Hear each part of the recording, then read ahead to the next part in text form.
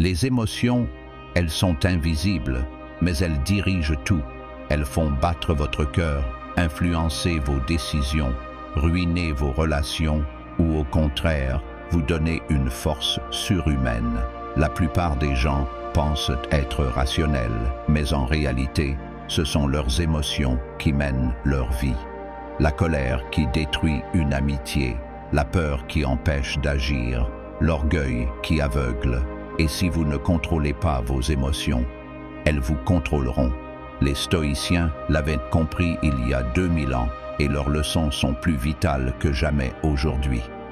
Dans le monde moderne, on vous dit d'écouter vos émotions, de suivre votre cœur. Mais le cœur peut être un mauvais guide s'il n'est pas discipliné.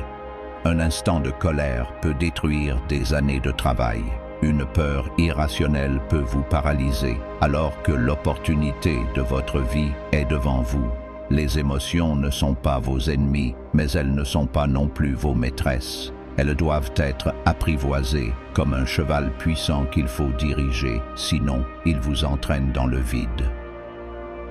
Les stoïciens voyaient les émotions comme des jugements, pas comme des réalités.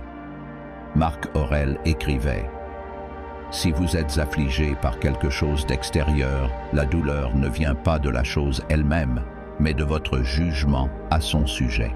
En d'autres termes, ce n'est pas l'événement qui vous détruit, c'est l'histoire que vous racontez dans votre tête. Vous perdez un emploi. Ce n'est pas la fin du monde, sauf si vous décidez d'y voir la fin de votre valeur. Quelqu'un vous critique, ce n'est qu'un bruit, sauf si vous décidez d'y voir une blessure. Apprendre à contrôler ses émotions, ce n'est pas les supprimer.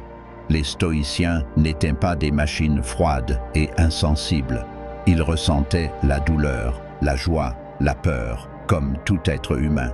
La différence, c'est qu'ils refusaient d'être esclaves de ces mouvements intérieurs.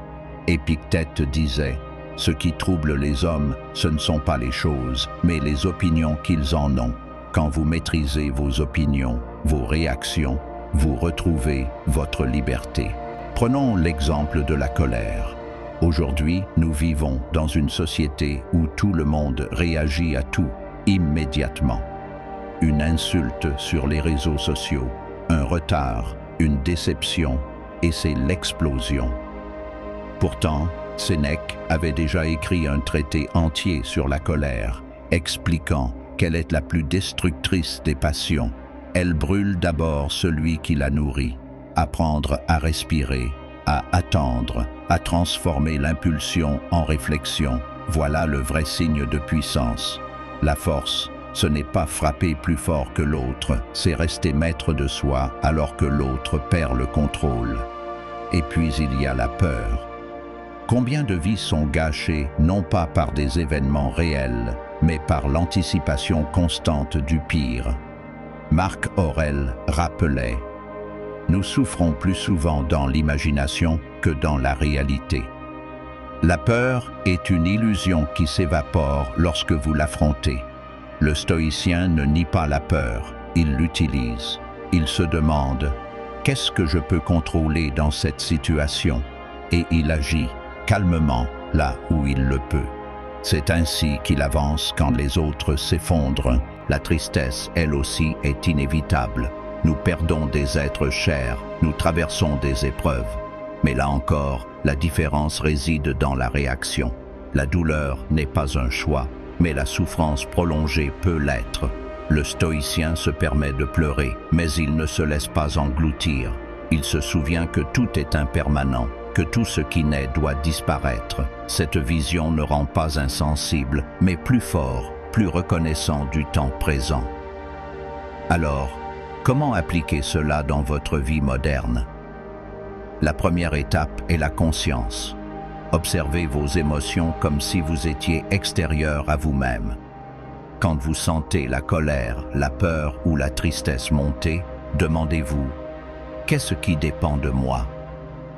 Si la réponse est « rien », alors lâchez prise. Si quelque chose dépend de vous, agissez, mais sans excès. La deuxième étape est la discipline. Entraînez votre esprit chaque jour, par la méditation, par l'écriture, par le silence. Marc Aurèle écrivait ses pensées, non pas pour être lues par les autres, mais pour s'entraîner lui-même. Faites de même. Notez vos émotions, analysez-les, apprenez à les comprendre. La troisième étape est la pratique volontaire. Exposez-vous aux petites contrariétés du quotidien sans réagir, comme un guerrier qui s'entraîne à supporter la douleur. Petit à petit, votre esprit deviendra inébranlable. Souvenez-vous de ceci. Contrôler vos émotions ne signifie pas devenir froid, mais devenir fort.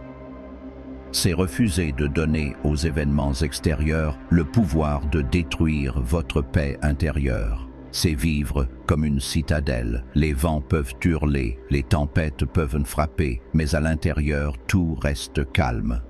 Alors, demandez-vous maintenant, qui contrôle votre vie, vous ou vos émotions? Car si vous ne les gouvernez pas, elles vous gouverneront. Et si vous apprenez à les dominer, alors plus rien ne pourra vous asservir. La vraie liberté, la vraie puissance commence ici.